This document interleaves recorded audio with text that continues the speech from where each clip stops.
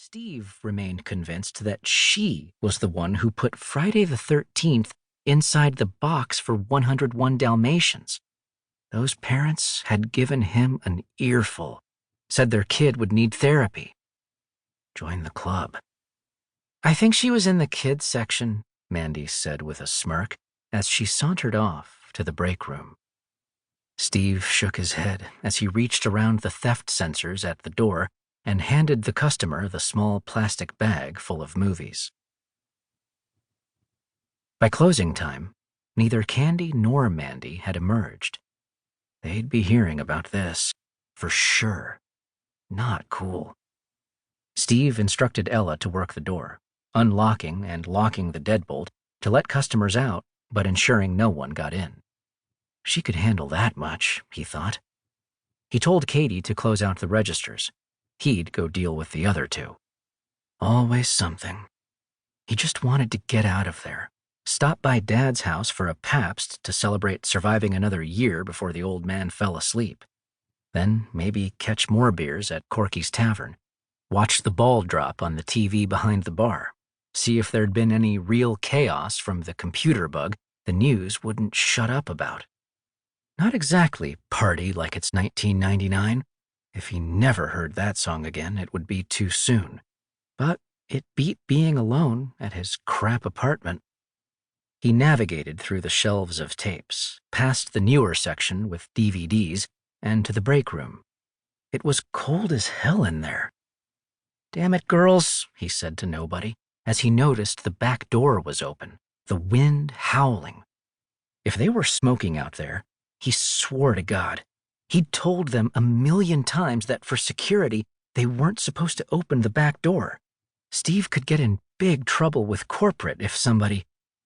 He froze when he saw 2 sets of legs on the floor jutting out from behind the break room table. As fear shredded through him, Steve felt someone grab a fistful of his hair and yank his head back. Then a strange coldness at his throat. He was on the floor now, an ugly gurgle emanating from his neck.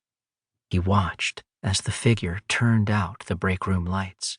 It felt like a small eternity before the door flew open, a burst of light filling the room.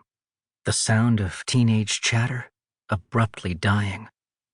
Steve wanted to call out, to warn them, but he felt his body convulsing and the world turning dark.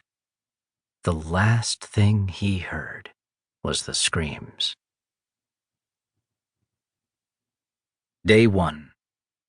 15 years later. Chapter 1. Ella. April 2015. Ella pops a Xanax as she waits for the valet to take her keys. Driving into Manhattan always stresses her out. The frenetic confluence of cabbies rage driving, cops jetting by with sirens blaring, pedestrians all but challenging you to run them over as they step defiantly into the street. What the fuck is she doing here? Last time, she'd promised herself that it would be the last time. A young guy in a bellhop uniform stands at her window now. She hums down the glass. "Checking in?" he asks. He's in his 20s and gives her the once-over. "No, just meeting a friend." He nods as if enjoying the euphemism. Sure, in that outfit, a friend. Ella slips out of the car and palms the kid a 5. She catches him stealing a look at the bill, unimpressed. Give her a break. She's a therapist making $30K a year for fuck's sake, not some businessman on an expense account. Inside the marble lobby of the Carlisle Hotel, she makes a beeline for the bar. Against all sound medical judgment. She'd taken a pharmacology class at Wellesley. She pops another tiny blue pill.